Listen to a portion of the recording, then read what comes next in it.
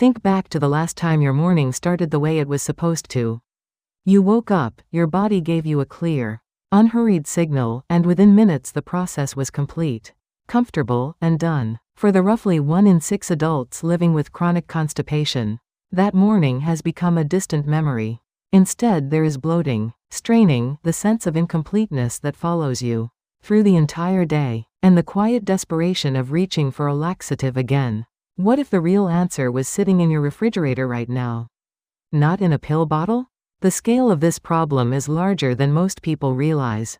Korea's official health statistics place the adult constipation prevalence at approximately 16.5%.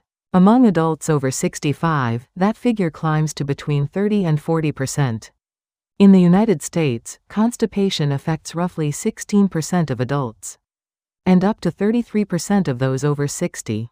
More importantly, chronic constipation is not merely an inconvenience. Long-term neglect leads to hemorrhoids, anal fissures, colonic diverticulosis, and research suggests associations with increased colorectal cancer risk. The habit of reaching for stimulant laxatives addresses the symptom without touching the cause, and over time it progressively weakens the colon's ability to contract on its own, creating a dependency cycle that is genuinely difficult to break. The root of the problem for a large proportion of chronic constipation cases is an imbalanced gut microbiome. Your intestinal tract houses approximately 100 trillion microorganisms, weighing roughly 1.5 kilograms in total. When beneficial bacteria dominate this ecosystem in healthy proportions, they produce short-chain fatty acids that serve as the primary fuel for colon cells, and that directly stimulate intestinal motility. When antibiotics, chronic stress, ultra-processed foods, or inadequate sleep erode the beneficial population, short-chain fatty acid production declines. The colon slows down, stools become hard and dry, and constipation follows. This is not a drug deficiency. It is a microbial imbalance, and fermented foods containing live cultures are one of the most direct and evidence-supported ways to restore it. The clinical evidence is substantial. A meta-analysis examining the effects of probiotics on constipation found that probiotic supplementation significantly increased stool frequency by an average of 0.93 bowel movements per week compared to placebo. A separate meta-analysis focused on multi-strain probiotic products found an increase of 1.22 bowel movements per week for someone constipated to fewer than 3 movements weekly. Gaining more than 1 additional movement per week represents a clinically meaningful improvement in both physiology and quality of life. Intestinal transit time, the hours it takes for food to pass completely through the gut, was also significantly shortened by probiotic supplementation. Certain strains of Bifidobacterium in particular have been shown to reduce gut transit time by 25 to 33%. A landmark 10-week clinical study from a major research university found that a high fermented food diet significantly increased gut microbiome diversity and reduced 19 inflammatory protein markers compared to a high fiber diet. The gut was not just moving better, it was healthier at every measurable level. The critical distinction here is between isolated probiotic supplements and whole fermented foods. Fermented foods deliver live cultures embedded in a food matrix that partially buffers stomach acid, allowing a higher proportion of live bacteria to reach the colon. They simultaneously deliver prebiotic substrates, the fibers and plant compounds that feed beneficial bacteria once they arrive. This symbiotic effect, probiotics and prebiotics working together within the same food, is something a capsule cannot replicate with the same complexity. Here are the 5 most powerful natural probiotic foods for morning consumption, each with specific mechanisms and practical guidance. Kimchi, Korea's traditional fermented vegetable, contains Lactobacillus plantarum and Lactobacillus brevis at concentrations of hundreds of millions to billions of colony-forming units per gram in well-aged preparations. The cabbage, radish, and other vegetable substrates within kimchi simultaneously supply dietary fiber that feeds the very bacteria you are introducing. The key detail is to consume raw, uncooked kimchi, as heating kills the live cultures. Moderately fermented kimchi at a standard salt level is most beneficial.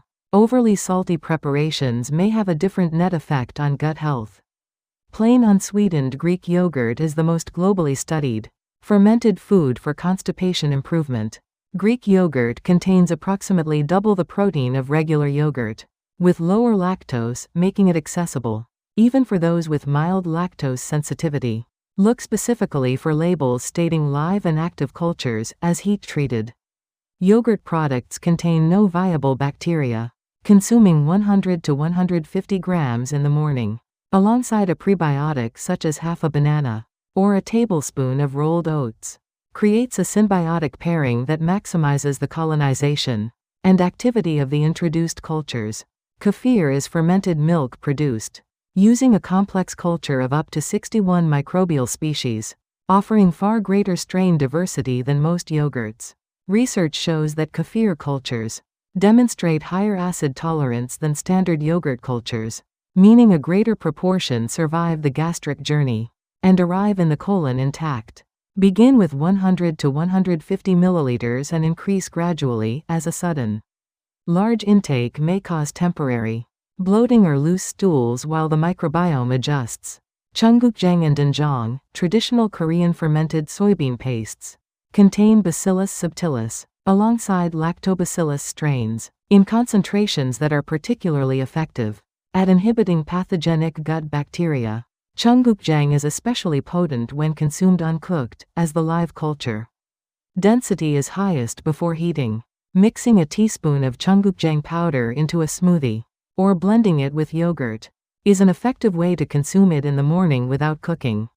Raw doenjang used as a dipping sauce or dressing, rather than boiled in stew, also preserves live culture content.